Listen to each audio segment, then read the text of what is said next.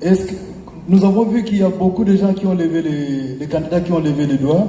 Est-ce qu'on peut établir le principe, nous ne sommes pas les CESAC, est-ce qu'on peut aller par exemple 3 minutes ou 5? Je vais vous poser des questions liées à la CENI, je ne vais pas aller ailleurs. Merci. Mais je vais commencer par dire, Père, pardonne M. Kadima et les membres de la CENI pour leur volonté de mener un processus électoral opaque. Et Père, merci d'avoir fait que leur crime ne soit pas parfait. Je vais commencer par là, parce que nous sommes venus ici, comme dit Augustin Matata, par politesse.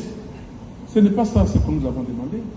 On vous a demandé une réunion entre les candidats présidents de la République et la CENI pour se fixer, se convenir des règles du jeu.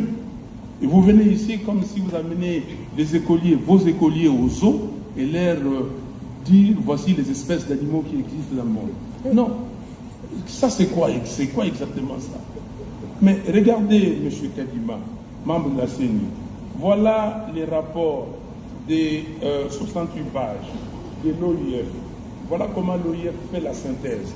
En 3 lignes, on dit ceci: un fichier électoral inclusif, c'est le fichier de 2018, exhaustif et actualisé, mais perfectible, et donc nécessitant des améliorations ayant fait l'objet des recommandations à court et moyen terme en vue notamment de son affichage provisoire pour permettre d'aboutir à des listes électorales définitives conformément à la loi. 68 pages. Vos amis ont fait un audit, ça, que j'ai ici, c'est torchon de 137 pages. 137, il n'y a rien. Dans ces documents, il n'y a même pas le nombre d'électeurs qui ont été enregistrés par la CENI. Il n'y a pas une recommandation pertinente.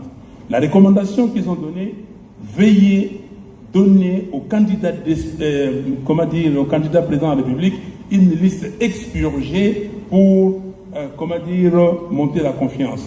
Et vous ne l'avez pas fait. Vous ne l'avez pas fait. Le 30 juin, vous nous avez dit que vos auditeurs ont demandé des données de liste. Je vous avais dit que c'était une exigence légale. Allez consulter les articles 6 et 8 de la loi électorale. Donc, nous sommes là, nous sommes venus ici, et vous nous présentez cela.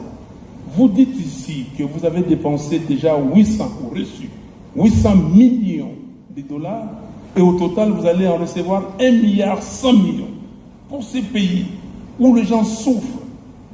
Il y a 27 millions de Congolais qui cherchent à manger. On cherche de l'argent, on ne trouve pas. Vous dépensez de l'argent pour faire des atlas. Ici, je ne sais pas quel marché, qui a gagné ces marchés, et venir ici nous présenter ces documents. Monsieur Kadima, les fichiers électoraux, c'est l'essentiel, c'est la base des élections. La question que je vous pose, est-ce que nous irons aux élections avec 43 955 181 électeurs ou comment? Pourquoi je pose cette question? Aujourd'hui, vous avez recommencé le processus d'enrôlement des électeurs. Il y a des gens qui vont pour se faire délivrer des duplicata, ils arrivent là-bas, ils ne trouvent pas leur nom. J'ai fait l'expérience même ici chez vous. J'ai envoyé 10 cartes d'électeurs, parce qu'on peut le faire ici. J'ai reçu 4 où on a trouvé les noms. Et les autres, on n'a pas retrouvé les noms. Et à la cité, quand on ne retrouve pas les noms, on demande à ces requérants de remplir une nouvelle fiche. Donc, ça devient un nouvel électeur. Nous allons avec combien d'électeurs?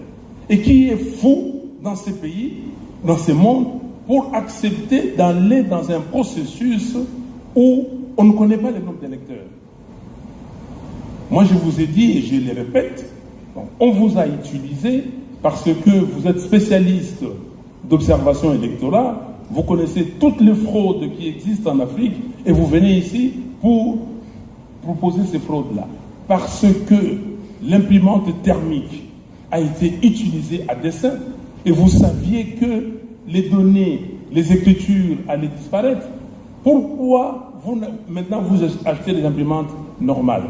Donc, je vous pose une question. Dites-nous, à la date d'aujourd'hui, dans combien d'antennes vous avez déployé cette liste? combien d'antennes ont déjà reçu des listes et combien d'antennes ont fiché ces listes. Et dites-nous pourquoi vous avez violé intentionnellement, délibérément, les articles 6 et 8 de la loi électorale. Franck Diongo vous a cité ces articles, je ne reviens pas. Pourquoi vous les avez violés? Ici, c'est une violation flagrante. Et dites-nous, je vous donne un exemple, j'ai beaucoup d'exemples ici, il n'y a pas de temps. À Kabea-Kamwanga, il y a un centre qui avait enrôlé 959 électeurs. Mais la liste qu'on amène là-bas reprend seulement 26 électeurs. Ok? Comment vous justifiez ça? Je peux vous donner d'autres cas.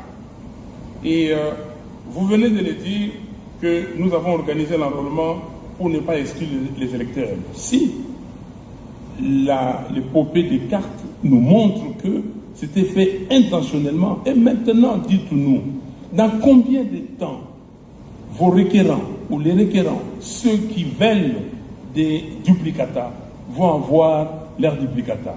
1. 2. Quand est-ce que maintenant vous allez publier la liste définitive? Votre présentateur tout à l'heure a dit ce qui nous intéresse, c'est 15 jours avant, on publie. Non, ce qui nous intéresse, c'est le respect scrupuleux de la loi. Déjà, vous avez violé la loi portant identification et enrôlement des électeurs dans son article 39. Parce que l'article 39 disait que vous devriez publier des listes provisoires après enrôlement d'électeurs. Vous ne l'avez pas fait. Donc, nous sommes ici, on est traînés comme ça, comme des moutons de panurge, et nous devons aller n'importe où. Donc, ce que nous voulons, M. Kadima, vous ne pouvez pas vous tirer en bon compte comme ça avec l'argent de l'État. Vous ne pouvez pas. 1,1 milliard, c'est énorme. Nous voulons, ici, ces listes-là doivent être auditées. Nous voulons que vous nous présentiez, s'il vous plaît, les fichiers électoraux. Le fichier ne peut pas être corrompu. C'est l'élément essentiel du vote. On va aller voter comment? Donc, beaucoup de gens ici vont dans les centres, ils ne trouvent pas leur nom. Et quand est-ce que maintenant, dans moins de 40 jours, nous allons avoir ces listes? Donc, j'ai dit, s'il vous plaît, vous-même, vous l'avez dit, ce n'était pas pour exclure les électeurs, mais vous avez exclu les électeurs. Ici à Kinshasa, vous avez les écoles, même adresse, mais les noms différents. Vous avez des fois adresses, écoles différentes. Donc, qu'est-ce qui se passe réellement? Donc, vous venez ici, vous appelez les corps diplomatiques, on va dire, voilà, tout ça, on va signer les codes de conduite. Qui est fou ici pour signer un code de conduite? Vous, quel code de conduite vous signez? Nous allons nous mettre avec vous, Monsieur Kadima. Monsieur Fayoulou, oui. Vous exagérez un peu. Je n'exagère pas, s'il vous plaît. Écoutez-moi. Je n'exagère pas. Vous êtes en train de donner des déclarations générales sans pouvoir être spécifique. Nous ne pouvons pas. Vous parlez en général comme si vous faisiez un discours politique. Il faut nous donner des éléments concrets. Est-ce que vous êtes sérieux? Nous avons publié la liste justement provisoire pour que les gens viennent nous montrer les défaillances. Mais vous, comme vous êtes dans un élan politique, vous êtes en train de citer des choses sans donner des détails. Non, mais je vous donne des détails, M. Kadima. Moi, je vous donne des détails, s'il vous plaît. Je n'exagère pas, je vous donne des détails. Je vous ai dit, est-ce que l'audit que j'ai montré ici, c'est pas le détail? Votre discours-là ne tient pas. Non. Vous appelez un document un torchon, oui. En même temps, vous recourez aux recommandations de ce document. Vous vous contredisez. Non, je ne me contredis pas, je ne recours pas. Il faut arrêter ça. Les recommandations, c'est les recommandations de l'audit de l'OIF. Et je vous ai dit que dans votre document, il n'y a aucune recommandation pertinente. Donc, s'il vous plaît, nous devons nous mettre d'accord. Vous utilisez l'argent de l'État. Et je vous ai donné des données précises, des éléments précis. Il faut que vous répondiez précisément. Merci. Merci.